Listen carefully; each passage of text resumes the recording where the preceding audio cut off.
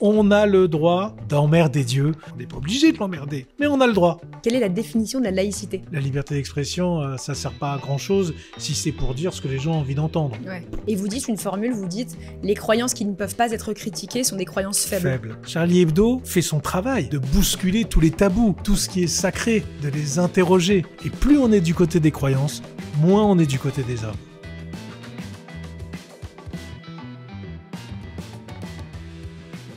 Richard Malka, bonjour. Bonjour.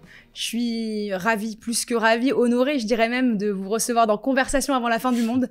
C'est le nom du podcast. Ok. Vous êtes, vous le saviez, je vous l'ai dit. Contrairement à ce qu'on pourrait penser, c'est un podcast très optimiste. Parce que la fin du monde, le début d'un nouveau monde, on ne sait pas. En tout cas, on va parler, je pense, de ça. Il y aura une fin du monde. On ne sait pas quand, mais oui, elle aura lieu. C'est ça. On ne sait pas exactement quand, tout à fait. Mais en attendant la fin du monde, on va lire Après Dieu, votre nouvel ouvrage. Je le montre à cette caméra parfaitement. J'ai lu ce livre, j'ai adoré.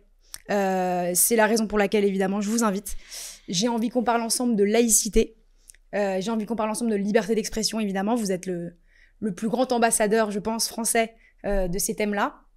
Donc, merci d'être là aujourd'hui. Que dire après tout ça? Très intimidé. Le concept du livre, il faut en parler, je pense. C'est l'édition La Nuit au musée, donc chez Stock.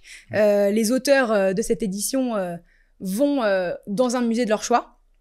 Vous avez choisi le Panthéon pour écrire ce livre, et vous allez sur la tombe de Voltaire, et vous avez une discussion avec lui. Absolument. C'est pas mal.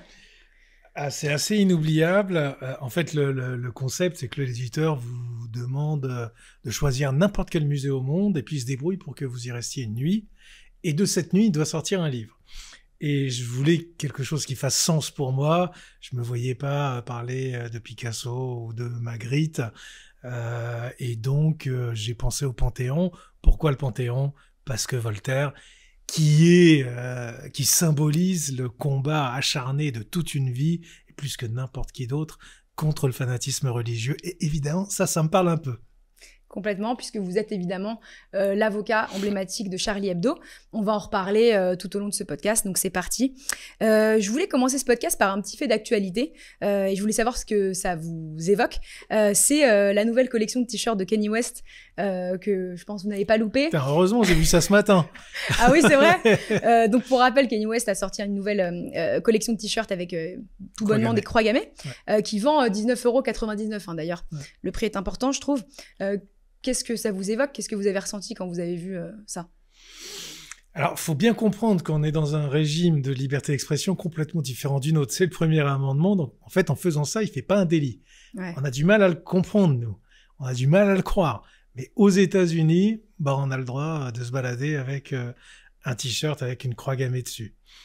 Qu'est-ce que j'en pense? Évidemment, du dégoût. Après, c'est l'œuvre d'un provocateur richissime, puisqu'il s'est même payé une pub au Super Bowl. Ouais. Tout le monde peut pas le faire. Je trouve qu'il y a une belle réaction. Il y a un petit clip qui a été tourné sur le thème Fuck Kanye West. Tout à fait. Je trouve ça très bien. Faut le prendre sur ce ton-là. C'est vrai que... Avec des t-shirts Fuck Kanye West. Ouais, c'est ça. C'est une intelligence artificielle qui a pris beaucoup d'artistes juifs. Absolument. Avec des t-shirts avec écrit Fuck Kanye West. Donc les États-Unis, la France, c'est des pays très différents qui traitent la liberté d'expression de manière extrêmement différente. Moi, j'ai envie qu'on définisse des choses ensemble parce que j'ai l'impression que l'audience française, ou en tout cas... on s'y retrouve pas. C'est ça. Et en fait, manque de définition. Pour vous... et fait des grandes confusions. Donc Exactement. Ça va être bien, on va pouvoir y répondre. Justement, vous êtes un fervent défenseur de la laïcité, et j'ai envie qu'on le définisse là ensemble. Pour vous, quelle est la définition de la laïcité? C'est simple, hein. C'est Victor Hugo. L'État chez lui, l'Église chez elle. C'est aussi simple que ça. Autrement dit, c'est les lois des hommes qui s'imposent à nous, pas les lois de Dieu. Les lois de Dieu interprétées et commentées par des gens qui s'en font les porte-paroles, les interprètes, parce que soi-disant Dieu leur parlerait à l'oreille. Bah non, en fait, on veut vivre selon nos lois démocratiquement définies. C'est comme ça qu'on est libre. Et pas envers des lois dictées par quelqu'un qui serait dans le ciel et qui ferait attention à la manière dont vous êtes habillé, à ce que vous mangez chaque jour, et qui serait censé vous aimer beaucoup, mais qui vous promet l'enfer si vous ne respectez pas ces commandements.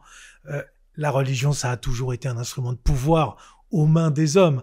Alors après, on croit, on ne croit pas, chacun fait ce qu'il veut, mais ça doit rester une spiritualité intime.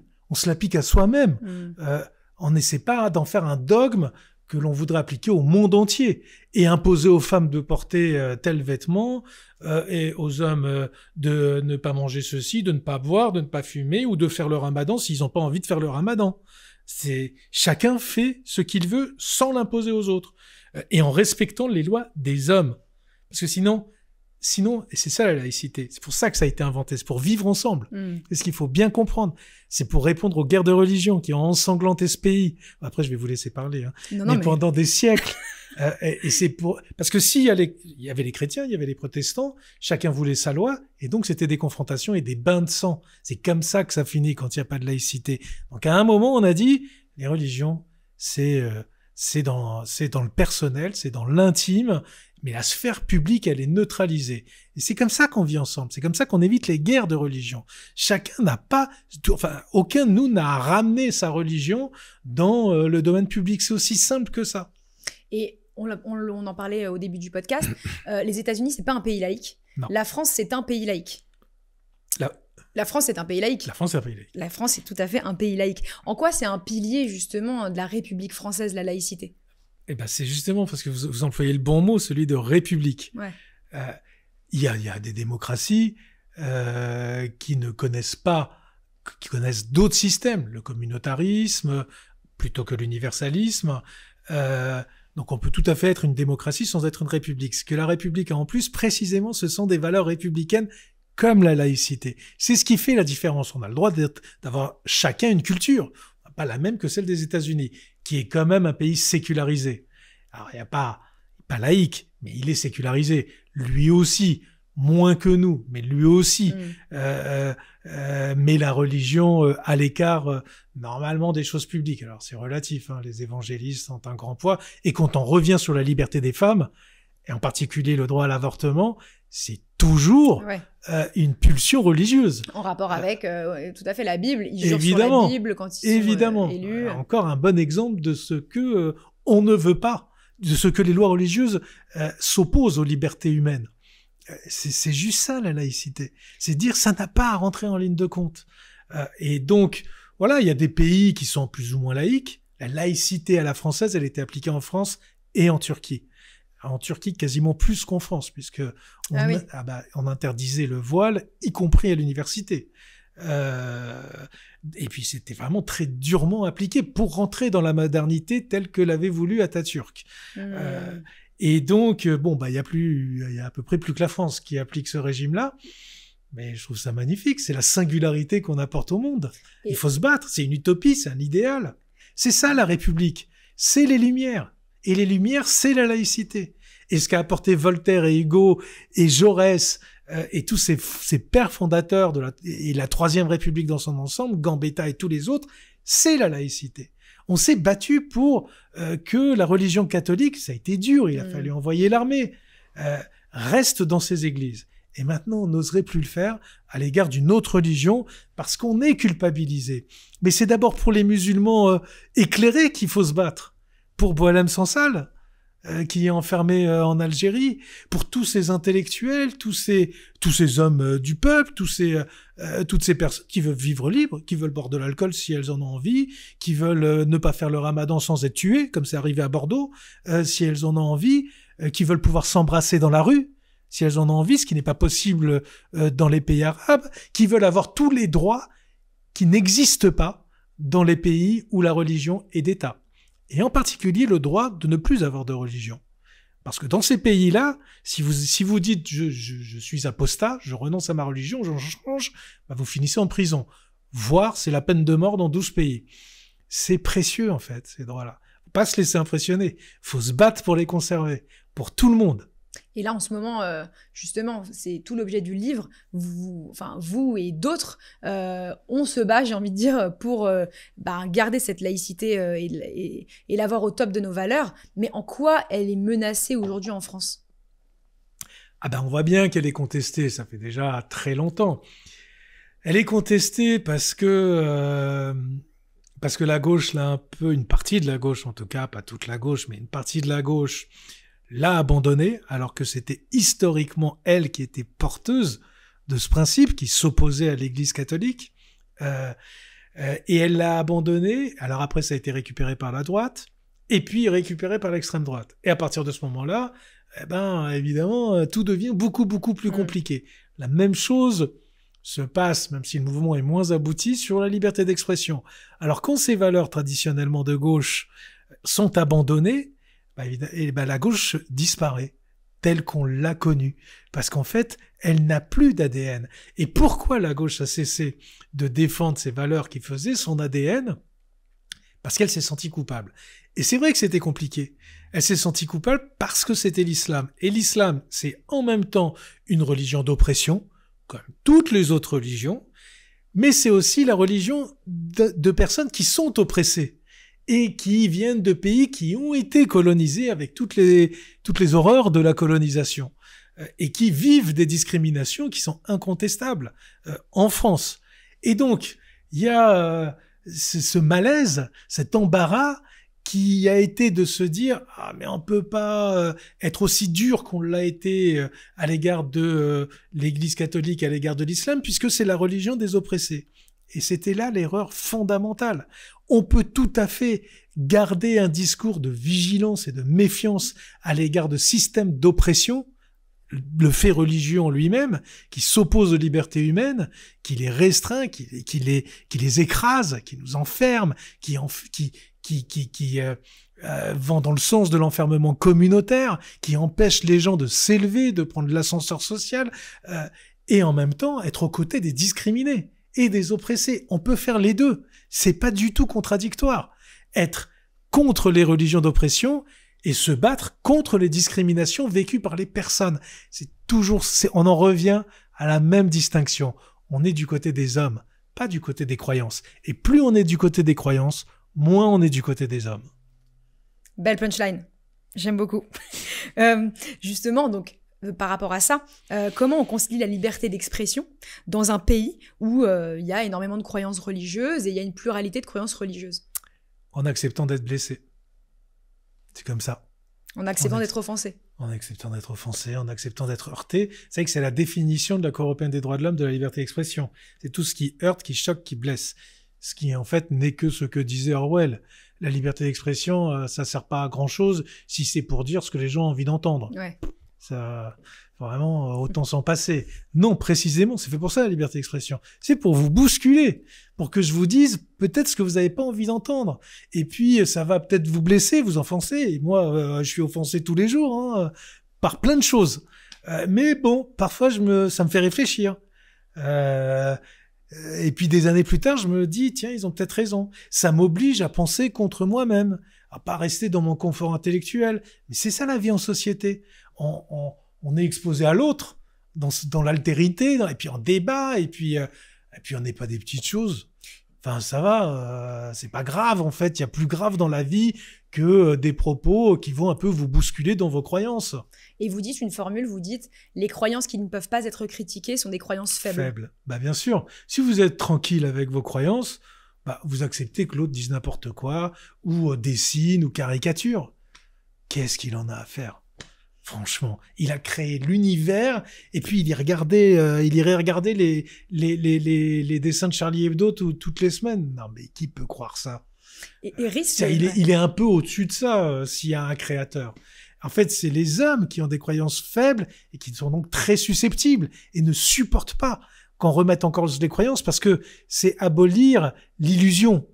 Le miroir de l'illusion, c'est les mettre en face précisément de ce qu'ils veulent pas, de l'altérité, il y a des gens qui ont plus de liberté qu'eux. Et ça, c'est insupportable. Quand vous avez accepté volontairement de porter des chaînes, c'est un miroir que vous voulez briser.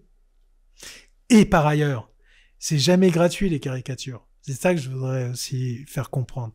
C'est jamais les dessinateurs de Charlie Hebdo et qui se lèvent un matin et qui se disent tiens, on va caricaturer le judaïsme parce qu'il y a aussi des caricatures du judaïsme. Ça aussi, je le dis parce que je réponds à pas mal de messages sur les réseaux sociaux. Oui, on a vu plein de unes de Charlie Hebdo. Mais bien sûr, rabbins, et caricaturer tout le judaïsme, ce que vous voulez, il y a aucun problème. et dites ce que vous voulez sur Israël, on s'en fout complètement, vous avez le droit. Donc, on peut pas s'abriter derrière ça. Alors que le judaïsme, dans les faits, dans la loi de juive, punit la représentation de Dieu. Et c'est vrai pire, plus que l'islam d'ailleurs. Ouais. Dans le judaïsme punit le blasphème de mort. Pas dans le Coran. Pas dans le Coran. C'est au XIIe siècle, 4 siècles plus tard, que des jurys se sont réunis pour dire le blasphème est puni de la peine de mort. Dans le Coran, vous trouverez pas ça. D'abord, dans le Coran, la sanction, elle est toujours eschatologique. C'est Dieu qui punit, pas les hommes. Et les hommes ne peuvent pas retirer ce pouvoir à Dieu, qui est le seul à pouvoir punir. Il a c'est lui qui fait, qui est le maître des châtiments et du pardon s'il en a envie. Et par ailleurs, dans le Coran, on vous dit que si quelqu'un se moque d'Allah autour d'une table, eh ben vous vous levez et vous revenez quand c'est fini. Et c'est tout. Et vous savez pourquoi? Parce que dans la société du 8e siècle, c'était une société où tout le monde passait son temps à s'insulter. On est dans l'oralité. Mahomet, et c'est dans le Coran, a été traité de tous les noms. On le traitait d'impuissant, de faux prophète.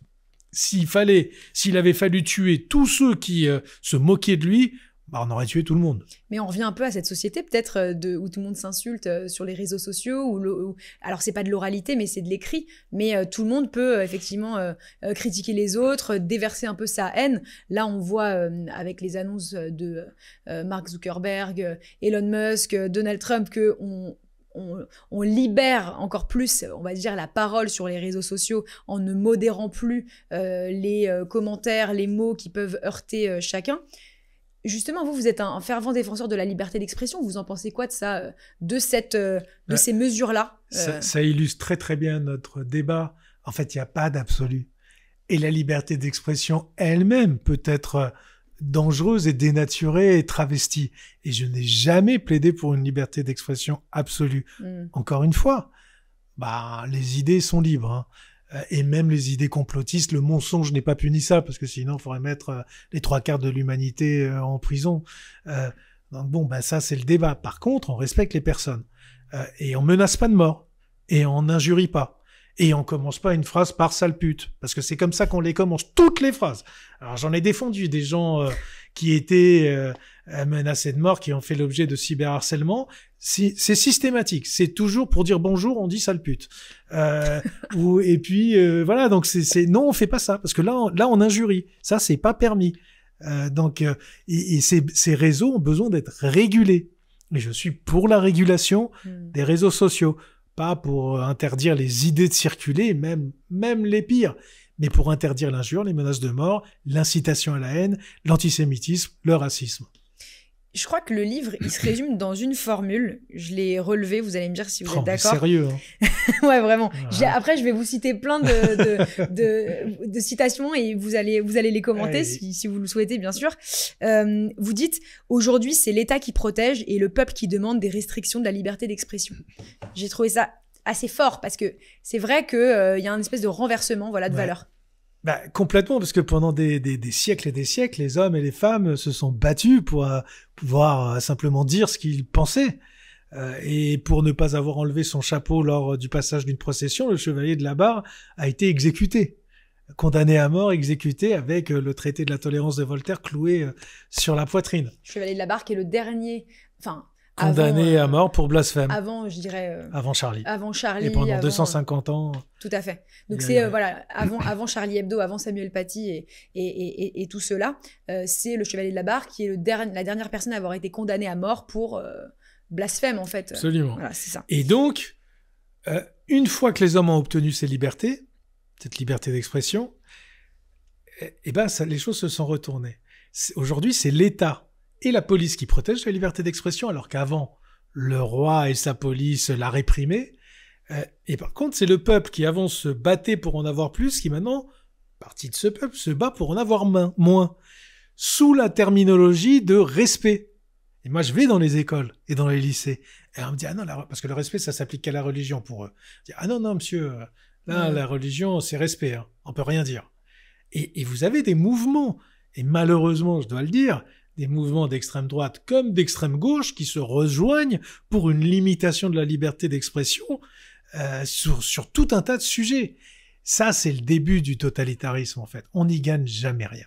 La démocratie n'y gagne jamais rien, l'état de droit non plus, et le droit des personnes n'y gagne jamais rien. Parce qu'au final, ça se retourne toujours au profit de l'extrême droite. Regardez ce qui se passe aux États-Unis. C'est toujours comme ça que ça finit. Ça se finit toujours par une demande d'ordre. Parce que ce que les gens préfèrent encore à la liberté, c'est la sécurité. Et c'est une espèce de sûreté. Et si vous les bousculez trop, si vous ne leur permettez plus de dire ce qu'ils veulent, bah ça se finit par Trump. Donc faut faire attention. La liberté d'expression, c'est ce qui nous protège tous. Donc faut arrêter de vouloir interdire tout ce qui nous offense, tout ce qui nous blesse, tout ce qui nous heurte, tout ce que, sous la terminologie, c'est un faux respect. C'est de la censure, en fait. On a le droit d'emmerder Dieu, pour reprendre le titre d'un de mes précédents livres. On n'est pas obligé de l'emmerder, mais on a le droit. Et vous dites aussi dans le livre, ça va... Et on l'a gagné chèrement, ce droit-là. Bien sûr. Vous dites dans le livre, et ça va dans le sens de ce que vous dites, il y a des gens qui peuvent vivre sans liberté, mais pas sans Dieu. Oui. Mais c'est ce que disait Dostoïevski, ça. Et il n'y a rien que l'homme ne préfère à sa liberté, si ce n'est l'esclavage. C'est terrible, hein. Mais à un moment, ça fait peur, la liberté. Et il y a des gouffres partout, il faut décider soi-même. C'est beaucoup moins confortable que d'avoir des commandements qu'on vous dit ce que vous devez faire, quand vous devez le faire, de vous dire qu'il y a un au-delà, quel est le sens de votre vie, plutôt que de le trouver tout seul. Donc, à un moment, face à toute cette difficulté de vivre, de trouver un sens à la vie, bah, on s'en remet au ciel, et en s'en remettant au ciel, on abandonne ses libertés. C'est-à-dire qu'en fait, on décide de vivre, quand on pousse le truc jusqu'au fanatisme, ce que je dénonce, hein, c'est pas la religion intime que je dénonce, eh ben, on accepte de vivre comme un mort-vivant pour répondre à la question de la mort. Ce qui est quand même un grand paradoxe. Et on précède la mort pour l'éviter. Vous vous définissez dans le livre, mais même en règle générale, comme juif athée. Oui. Ça veut dire quoi? Bah, athée, parce que je crois pas en Dieu.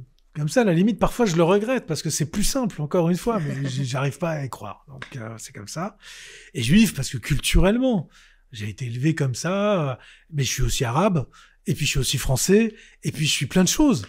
Et puis je suis hétérosexuel, et puis j'aime rire, et puis je suis tout ce que vous voulez. On a une identité multiple. Faut pas réduire son identité à une religion ou à un genre ou est-ce que vous aimez la gastronomie ou pas. Mais vous êtes attaché quand même à une philosophie ou. Mais moi je trouve que parce que c'est vrai qu'il y a peu de gens qui se disent je suis musulman athée ou je suis chrétien athée. De dire je suis juif athée, ça révèle évidemment, ça remonte à votre culture, vos origines, votre appartenance quelque part à quoi, un peuple, parce qu'une religion, une histoire, une manière de penser, c'est pas tant un peuple, c'est une tradition. J'ai été élevé comme ça, donc oui, j'ai quand même quelques repères. Mais je les ai mixés avec tout le reste, avec la culture française, avec la culture arabe aussi, qui fait partie de ma culture. Donc j'ai vécu ça pendant l'enfance, donc je peux pas me réinventer complètement. Mais après, c'est ça le chemin de vie d'un homme ou d'une femme aussi, c'est de trouver son chemin. C'est de rajouter à tout ça, c'est de garder ce qu'on aime et puis de se débarrasser de ce qu'on n'aime pas dans ces cultures qu'on nous a livrées. Si c'est pour être un clone de vos parents, je vois pas l'intérêt. Donc, il faut savoir et la France nous permet ça. Elle nous permet de nous désenchaîner. Elle nous permet de refuser les appropriations communautaires, culturelles, familiales et de trouver son chemin, de s'émanciper. C'est ça les Lumières. C'est ça que permet la laïcité. Il n'y a pas beaucoup de pays au monde qui permet à ceux qui y vivent de s'émanciper, de dire si j'ai envie de plus être juif, je suis plus juif, je suis plus musulman. Je trouve ma propre voie. D'ailleurs, il y a des associations d'ex-musulmans et d'apostats. C'est pas facile pour eux. Et ils font un travail formidable. Et c'est un mouvement partout en Europe qui prend de l'importance. Et on a le droit.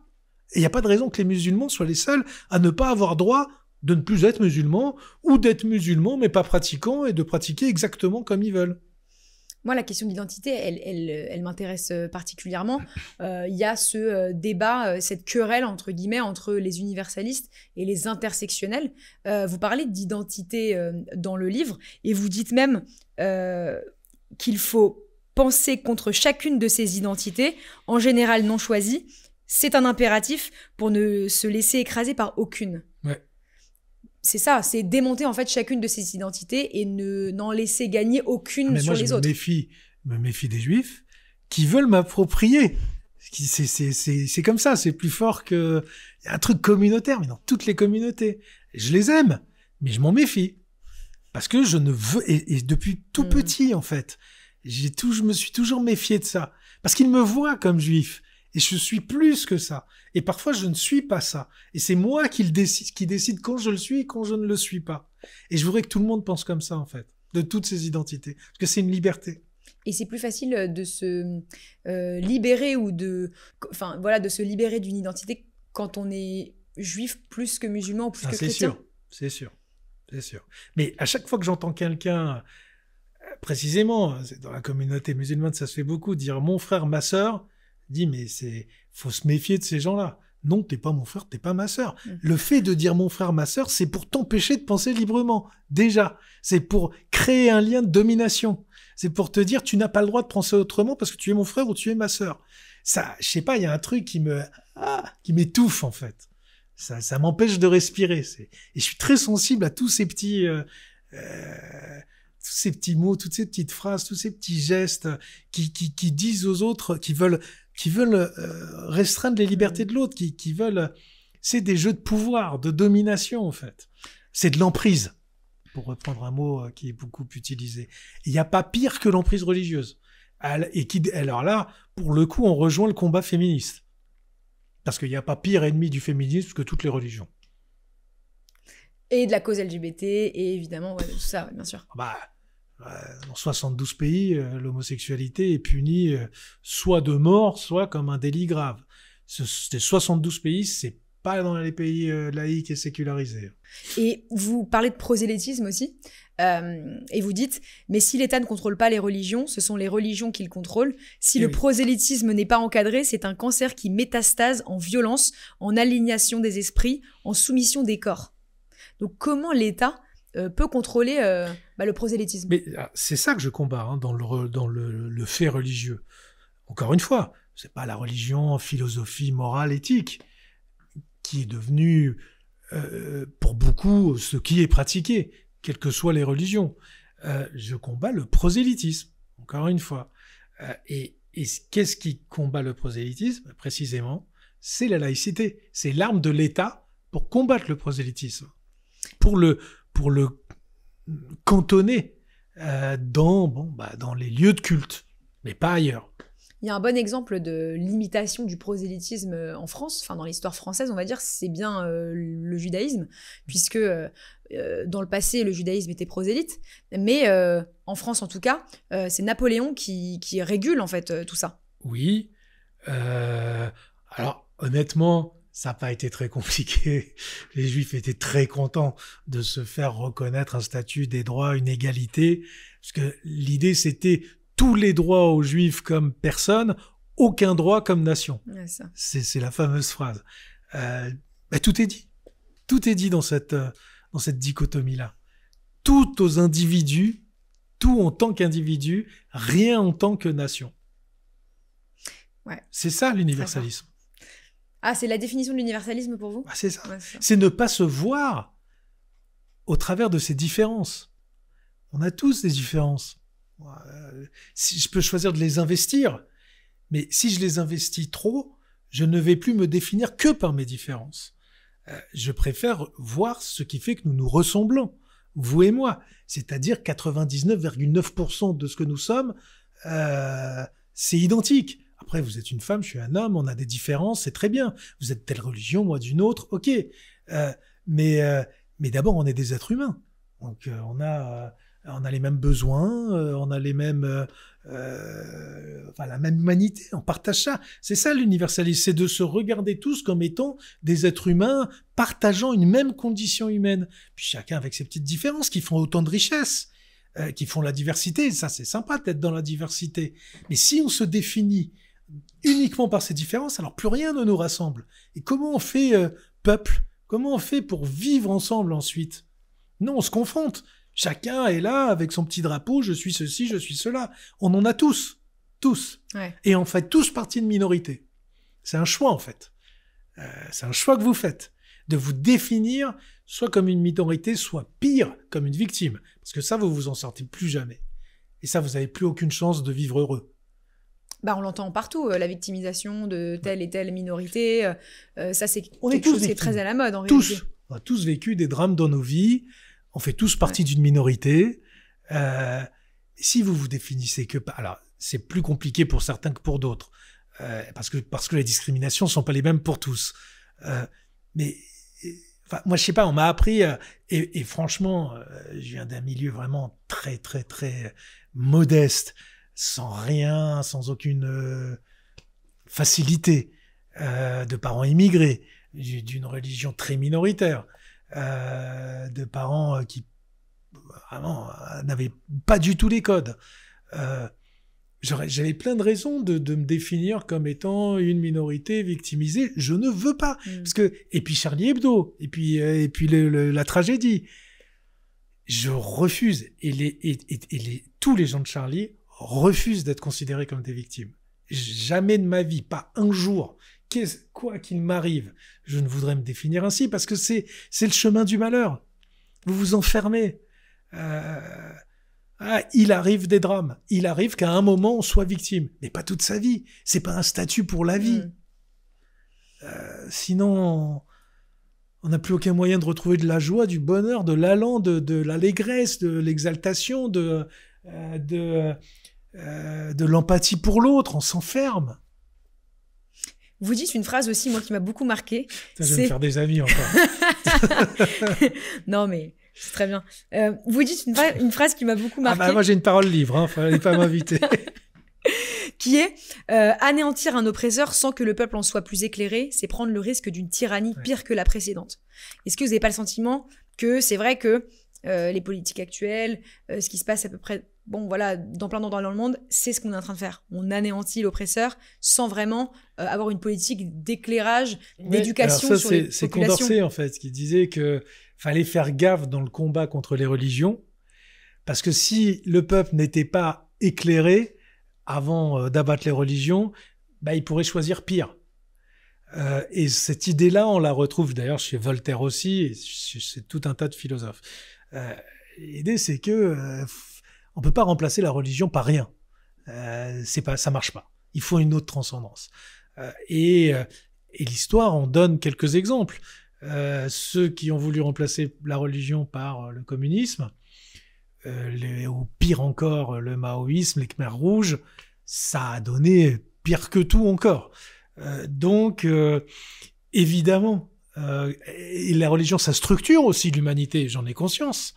Et c'est vrai que ça donne aussi, c'est le meilleur et le pire. C'est pas que le pire, c'est aussi le meilleur, mais c'est aussi le pire. C'est le meilleur, les religions? Il y a du meilleur dans les religions? Oui, parce que c'est les 10 commandements, tu ne tueras point, tu ne voleras point. Oui, mais après les 10 commandements, franchement. Après l'étape de la loi, après ces 10 lois qui sont là pour régir une société. Dans le christianisme, c'est quand même la religion de l'amour, ça a appris ça à l'humanité, le judaïsme, c'est la religion du commentaire, de la réflexion, de la remise en cause. Donc non, ça a plein d'apports. L'islam, l'âge d'or de l'islam a quand même apporté beaucoup à l'humanité, dans tous les domaines de la science, et je parle, et Ibn Khaldoun est un précurseur des Lumières, et j'en parle dans mon livre. Donc c'est aussi le génie de l'humanité, mais c'est aussi le pire. C'est aussi l'Inquisition, c'est aussi Daesh, donc faut faire attention, faut apprendre la méfiance, faut toujours faire gaffe au prosélytisme. Vous dites aussi que elle peut laisser un vide, la religion, quand elle n'est plus là. La religion opprime, on la combat. Elle recule, elle laisse un vide, c'est la panique. C'est ce qui se passe. On voit bien la pression du fait religieux. L'islam, les évangélistes, qui prennent beaucoup d'importance. Alors, moins en France, mais quand même un peu en France, mais aux États-Unis, c'est considérable. Je parle aussi évidemment des fanatiques juifs en Israël qui sont au gouvernement, des religieux qui sont au gouvernement, qui sont les premiers à vouloir faire la guerre pour l'éternité et les seuls à ne pas envoyer leurs enfants à l'armée. Quand même, je plaide pour qu'on interdise aux religieux de faire partie d'un gouvernement parce qu'ils ne se préoccupent pas des hommes, ils se préoccupent du ciel, pas du bonheur des hommes. Donc, il y a ces mouvements-là dans ces trois monothéismes. Tous ces philosophes dont je parle, d'ailleurs, préféraient les polythéismes. Parce que les gens sont habitués à la diversité des dieux et donc ont tendance à moins se foutre sur la gueule les uns les autres. Bon, je sais pas trop ce que ça vaut, mais l'hindouisme n'est pas non plus un pacifisme absolu. Et vous dites un truc aussi, vous dites plein de trucs, hein, mais vous dites aussi on ne se préoccupe de la liberté qu'après avoir dîné. Eh oui. C'est l'idée du fait que c'est un confort. D'abord, vous voulez vivre en sécurité. C'est comme ça, on l'a vérifié dans les sciences cognitives. Ce qu'un homme veut, c'est pouvoir manger. C'est des besoins primaires, primordiaux. Pouvoir manger, pouvoir se reproduire et pouvoir survivre quand il sort de sa grotte. Quand vous avez ça, vous commencez à vous dire « Ah bah ça serait bien si en plus j'étais libre ». Mais tant que vous n'avez pas ça, vous vous en foutez. Et on voit bien ce qui est arrivé pendant le Covid. En 30 secondes, l'humanité entière a accepté de renoncer à une de ses libertés primordiales, c'est-à-dire se déplacer. Et on le comprend, et moi le premier, c'était légitime, parce que d'abord on veut vivre. Donc si on nous dit qu'il y a un virus, on reste chez nous. Donc la liberté, ça vient après la sécurité. Et si vous n'assurez pas à un peuple la sécurité, alors il renoncera à la liberté. Et c'est toujours comme ça que ça se passe. On en revient aux besoins d'ordre. Donc il faut pas méconnaître cette pulsion. C'est comme ça, c'est en nous, c'est l'homme préhistorique qui parle. On veut être d'abord en sécurité, en confort, manger, à sa faim, et là on commence à penser aux libertés. Et le dernier chapitre... Donc il y a une condition économique. C'est ça, donc voilà. C'est dans les pays riches, les pays où les hommes sont plus libres en réalité. Qu'on commence à penser à se débarrasser de Dieu et des religions. En tout cas des religions, si ce n'est de Dieu. Puisque Voltaire était déiste d'ailleurs, il croyait en Dieu, mais pas aux religions. Donc effectivement, et les pères fondateurs de la laïcité, Ferdinand Buisson en particulier, avaient réfléchi à ça. Ils pensaient qu'on ne deviendrait pas complètement laïque s'il n'y avait pas une justice sociale en fait. Mais est-ce que c'est l'objectif de devenir complètement laïque? Par exemple en France, on ne s'est pas encore débarrassé de Dieu en France, j'ai l'impression quand même. Alors, la laïcité, c'est pas se débarrasser de Dieu. Moi, je vais un peu plus loin. Mais la laïcité, c'est puisque je demande à ce que la République française devienne athée. Et non seulement laïque. Enfin, c'est une proposition que je fais à Voltaire. D'ailleurs, je l'ai, la proposition. Voilà. Vous dites... Tant qu'à faire, j'ajouterais le mot athée à l'article 1 de la Constitution. Ça donnerait « La France est une république indivisible, laïque, athée et sociale ». C'est ma proposition, avec Marianne, avec un buste de Marianne Voltaire. Parce que je vois pas pourquoi Marianne serait assignée à un genre. Donc je propose Voltaire dans toutes les mairies de France. Voilà, bon, c'est à moitié sur le ton de la blague. Mais sérieusement, je sais plus quelle était votre question. Mais enfin, en fait, à la fin de votre livre, c'est remplacer Dieu, c'est le nom du dernier chapitre. Voilà. Par quoi on remplace Dieu et comment on fait pour remplacer Dieu? Chacun a sa réponse à ça. Ça peut être l'amour, le plaisir pendant une partie de la vie, et puis ça peut être, il faut un plus grand que soi. Ça peut être participer autant qu'on le puisse au bien du genre humain. Ça peut être, il faut quelque chose de plus grand. Il faut une ambition plus grande. Sinon, l'homme est comme ça. On a besoin d'un quelque chose qui nous dépasse. Sinon, on devient fou. Sinon, à quoi bon, quoi. Donc, à chacun de le trouver. Moi, précisément, ma Bible, je le dis, c'est un peu la liberté d'expression. Parce que ma Bible, c'est précisément de ne pas avoir de Bible, de sacré. C'est d'interroger tous les sacrés. C'est de secouer tous les sacrés. J'ai pas de sacré. Il me semble que c'est comme ça qu'on peut faire avancer l'humanité. Et qu'on peut éviter bien des drames, des tragédies et des guerres. Donc vous êtes l'emblématique, vraiment avocat de Charlie Hebdo. Moi, j'ai envie de savoir si vous m'accordez ces questions-là. En fait, l'aventure Charlie Hebdo, donc vous êtes né en France.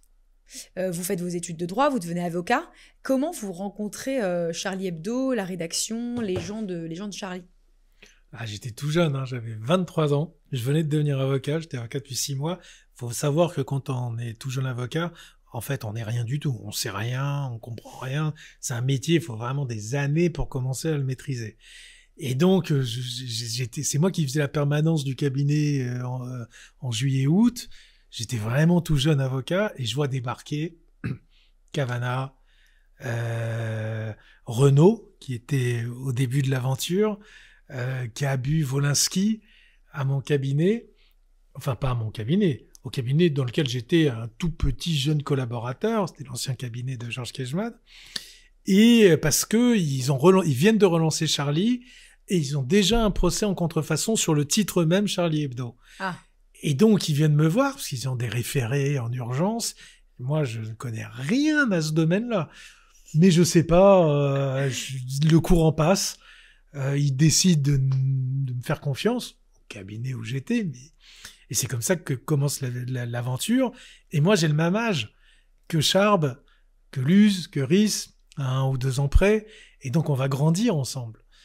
Et je vais les défendre parce qu'à mon cabinet, personne n'osait, pour l'essentiel, aller les défendre. Ah ouais. C'était tellement monstrueux, les dessins du début, tellement iconoclastes.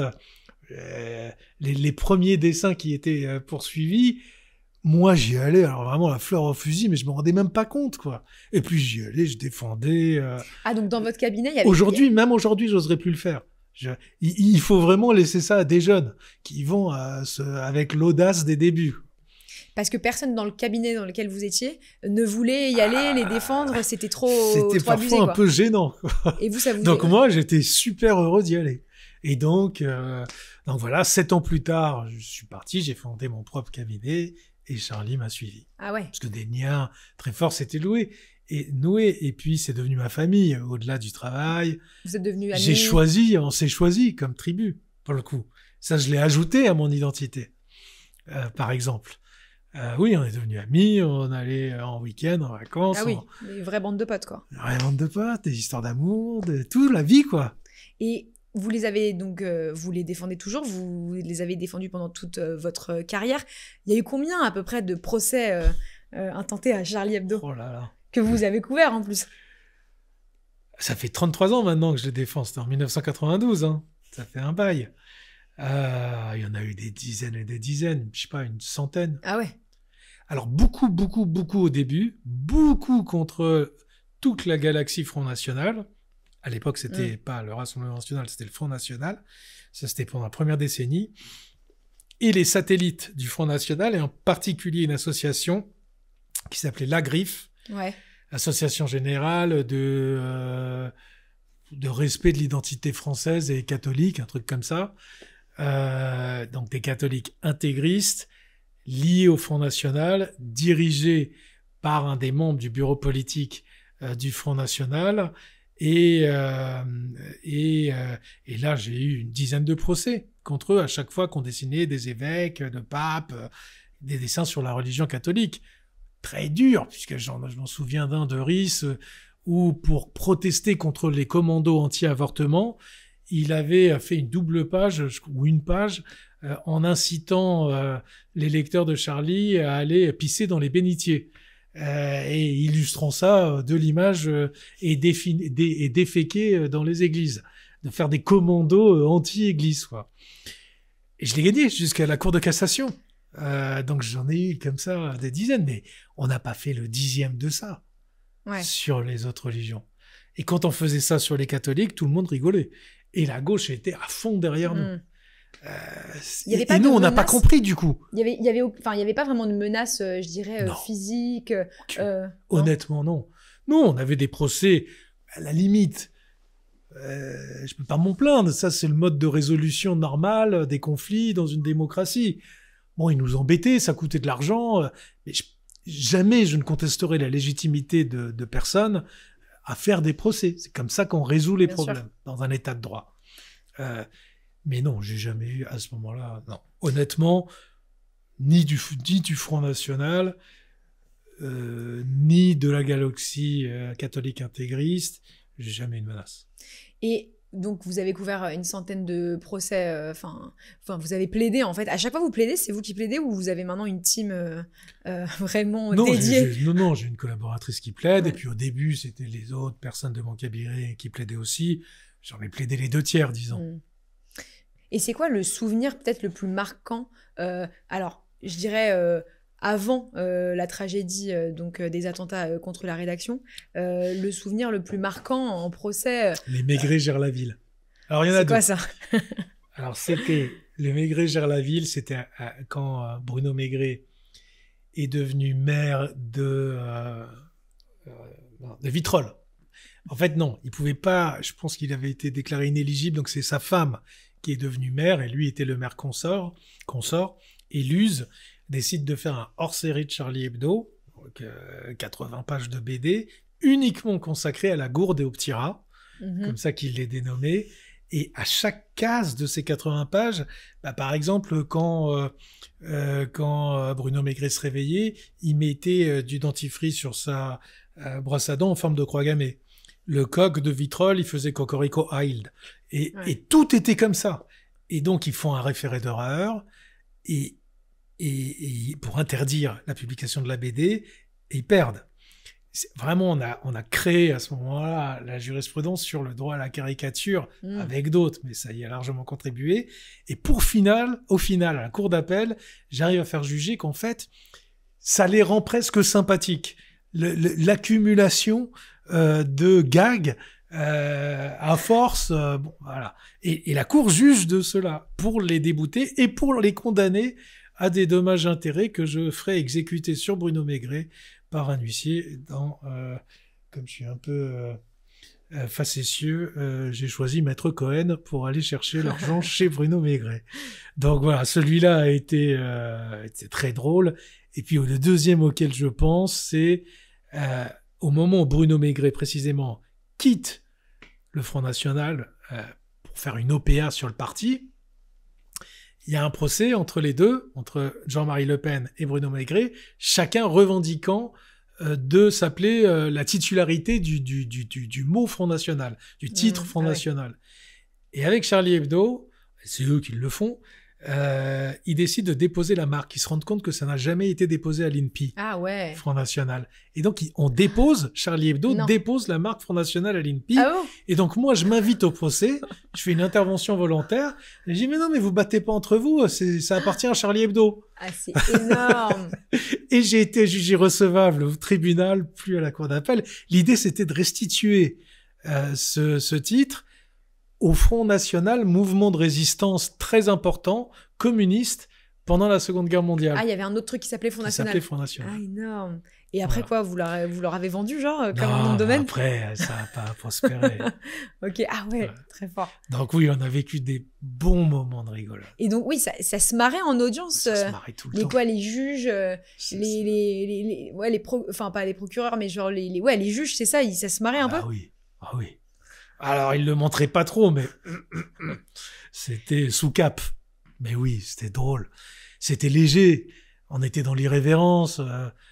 Il n'y avait pas de menace physique. Donc oui, l'atmosphère était pas du tout celle d'aujourd'hui. Oui, les juges le montraient pas, mais ils se marraient intérieurement beaucoup. Ouais, vous parlez de Charlie Hebdo, évidemment, dans le livre. C'est des bouffées d'oxygène. Et vous dites que à un moment, la rédaction de Charlie doit être évidemment déplacée dans une sorte de bunker, cave. Et vous dites, ça n'a aucun sens. On est Charlie Hebdo, en disant presque que, c'est un petit journal, limite. Donc, comment un petit journal comme ça peut provoquer autant de haine, dans le monde entier. Dans le monde entier, c'est probablement le titre de journal le plus connu au monde avec le New York Times. Un journal de 30 personnes. De 30 iconoclastes, foutraques. C'est délirant ce qu'on a vécu. Faut se mettre à notre place. Une bande de rigolos. Les plus pacifiques, les plus humanistes, les plus gentils qui soient. Les plus doux. Les plus bordéliques. Ils étaient d'accord sur rien ensemble. Ils passaient leur temps à s'engueuler. Surtout, sauf sur la liberté d'expression. Ouais. Ça faisait l'unanimité. Et ce journal-là est devenu un symbole mondial. C'est lourd à porter, Mais vous le portez. mais on le porte. Et vous continuez à le porter, et vous continuerez à le porter, évidemment. Absolument. Et votre vie, elle change vraiment au moment des attentats, forcément. Il y a un... Enfin, Ah bah oui. c'est Après. complètement inouï, bien sûr. Elle prend une autre direction, votre vie. Et votre engagement, et votre... Même si vous étiez toujours le défenseur de la liberté d'expression, là, ça prend une dimension encore plus grande. Vous vous attendiez pas, oui, je pense, en rentrant chez Kiechman, On s'attend pas, un destin en pareil. défendant Charlie Hebdo, à finir entouré de flics. Non, alors là, vraiment pas. C'est quand même ironique. Rhys le dit, le directeur de la rédaction de Charlie Hebdo actuel, il dit que, en fait, les rédacteurs de Charlie Hebdo, ils passent leur temps à être offensés eux-mêmes. C'est pour ça que Charlie Hebdo Bah a oui. sa raison d'être. Bah oui, c'est ça, c'est bousculer tous les tabous. C'est parce qu'on est indigné. On est allergique aux atteintes aux libertés. Je sais pas pourquoi, mais ça, on partage ça. Et donc, on veut cogner. Mm. Et de l'autre côté, mais on peut nous dire ce qu'on veut. On accepte. On peut mettre en cause ce à quoi on pense. Voilà, on peut brûler des livres de Voltaire si on en a envie. Ça va me faire du mal, moi. Ça va me blesser. Je vais pas demander une loi pour interdire qu'on brûle les livres de Voltaire. Voltaire, c'est une figure particulière qui est un des premiers défenseurs de la liberté d'expression, ou en tout cas un des premiers critiques du christianisme. Non, il y en a eu bien avant lui, mais ça va vraiment s'incarner autour de lui. Il va en faire le combat de sa vie. Et il arrive à une époque où il pense qu'il va gagner. Parce qu'on est au siècle des Lumières, il n'est pas le seul, hein, tout autour de lui, il y a tous les encyclopédistes qui mènent ce combat-là, mais il est leur figure tutélaire. Il a lancé le mouvement. Et il a tellement de talent, il est tellement brillant qu'il va porter des coups extrêmement durs. Et il finissait toutes ses lettres de « écraser en l'infâme ». Il porte des coups tellement durs qu'il va incarner ce combat-là, véritablement. Et il arrive à une époque où il marque des points. Il pense que le fanatisme n'en a plus que pour quelques années. Là, il s'est trompé. Ouais, il s'est carrément trompé. Ouais. Il critiquait aussi beaucoup le judaïsme, la communauté juive, les juifs. Très durement. Mais ça, vous avez quel rapport avec ça? Alors si, je l'interroge. Il y a un chapitre, je consacre, parce que je voulais pas éviter, je voulais pas tomber dans l'idolâtrie moi-même. Donc je lui pose toutes les questions qui fâchent. Son rapport aux traites négrières, aux homosexuels, parce que franchement, il est pas clair sur le terrain de l'homophobie, alors qu'à l'époque, l'aristocratie est assez ouverte sur ce terrain-là, lui ne l'est pas.